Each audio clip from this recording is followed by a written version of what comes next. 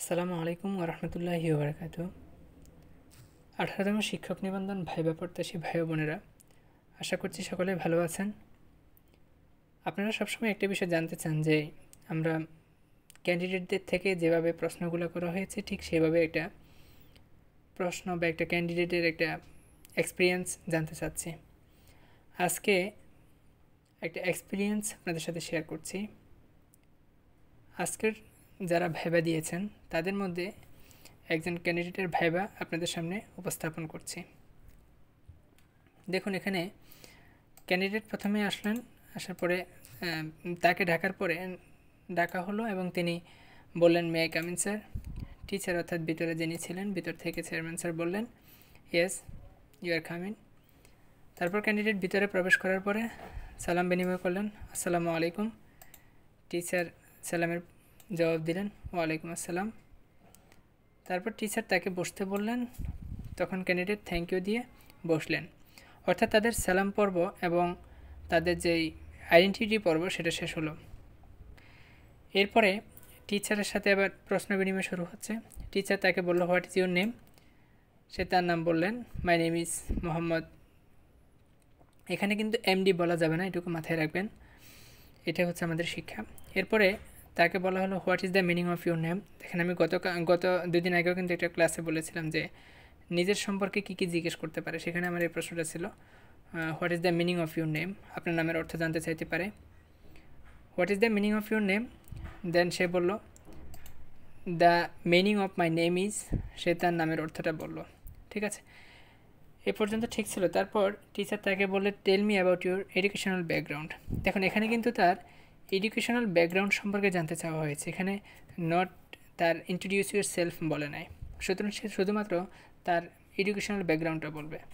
Candidate বললেন, I had completed secondary and higher secondary from Sonagadhi Islamia Fazil Madrasa under Madrasa Board, and also completed my graduation and post-graduation in English from Dhaka College under Dhaka University. আপনি এক্ষেত্রে একটা কাজ করতে পারেন, সেটা হচ্ছে উনি তো প্রথমে নিজের সেকেন্ডারি এবং হায়ার সেকেন্ডারির কথা উল্লেখ করেছেন, আপনি সরাসরি গ্র্যাজুয়েশন অ্যান্ড পোস্ট গ্র্যাজুয়েশনের কথা বলতে পারেন। তারপরে গিয়ে আপনি সেকেন্ডারি অ্যান্ড হায়ার সেকেন্ডারির কথা বলতে পারেন, সমস্যা নেই।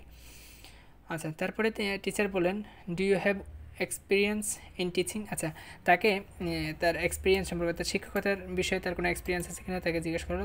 সে বলল, yes sir, I am working as assistant teacher in English at coaching. অর্থাৎ তিনি হচ্ছেন বর্তমানে একটা কোচিং সেন্টারে পড়াচ্ছেন, তিনি সেটা বললেন। আপনাদেরকেও যদি জিজ্ঞেস করা হয় তাহলে আপনি এটা বলবেন। এছাড়াও আপনি বলতে পারেন যে যখন আপনি কথাটা বললেন, yes sir, I am working as assistant teacher in English at coaching, এরপর আপনাকে যদি আপনি আরও যোগ করতে পারেন, আই হ্যাভ এক্সপিরিয়েন্স কী বলে হেল্পিং ইউনিভার্সিটি স্টুডেন্টস। আমরা ইন্ট্রোডিউস ইউর সেলফে যেরকম বলি, এরকম আরও কিছু থাকলে সেগুলো বিষয়গুলো বলতে পারেন। যেহেতু সে একজন টিচার, টিচিং পেশায় আছে, তারপর তাকে জিজ্ঞেস করলো, টিচার জিজ্ঞেস করলেন, complete the sentence, he works slowly lest. He works slowly lest, আমরা জানি লেস্টের এক্সাম্পলটা আমাদের জানা আছে কিনা। লেস্টের রুলসটা হচ্ছে লেস্টের পরে সাবজেক্ট এবং শুড বসবে, শুড অথবা উড এই জাতীয় কিছু বসবে। তো স্টুডেন্ট, এখানে ক্যান্ডিডেট সঠিকভাবে উত্তর দিয়েছে, হি works slowly lest he should fail. এখানে দেখেন লেস্টের পরে কিন্তু শুড শব্দটা ব্যবহার হয়েছে, ঠিক আছে। লেস্টের পরে অবশ্যই শুড অথবা উড নিয়ে আসতে হবে। এরপর টিচার তাকে আরেকটি প্রশ্ন করেছেন যে give an example from present continuous tense. Present continuous tense, এখানে কন্টিনিউয়াস ভুল আছে, যাই হোক, এটা স্পেলিং মিস্টেক হয়েছে। Give an example from present continuous tense, তাকে একটা এক্সাম্পল দিতে বলে প্রেজেন্ট কন্টিনিউয়াস টেন্স থেকে, তখন সে বললো, দে আর প্লেয়িং ফুটবল। সুন্দর। এরপর তাকে টিচার বললেন যে make it first perfect tense. এই make it first perfect tense যখন বললো, আপনারা মাথায় রাখবেন, ফার্স্ট পারফেক্ট টেন্স যখন আপনাকে বলছে তখন আপনি বিফোর অথবা আফটারের রুলসটা বললে স্যার অনেক বেশি খুশি হবেন। তেমনি যেমনিভাবে এখানে হয়েছে, দেখেন যে তিনি বললেন, they had played football before I came. They had played football before I came. অর্থাৎ স্যার এখানে বিফোর ব্যবহার করার কারণে স্যার অনেক বেশি খুশি হয়েছেন এবং তাকে বললেন, ওকে। টিচার বললেন, গুড, ইউ মে গো অথবা ইউ মে কাম, যেটাই বলো, যেখানে এটা বললো। ক্যান্ডিডেট বললেন, থ্যাংক ইউ স্যার। তারপরে ক্যান্ডিডেট আসসালামু আলাইকুম অর্থাৎ সালাম দিয়ে বের হলেন।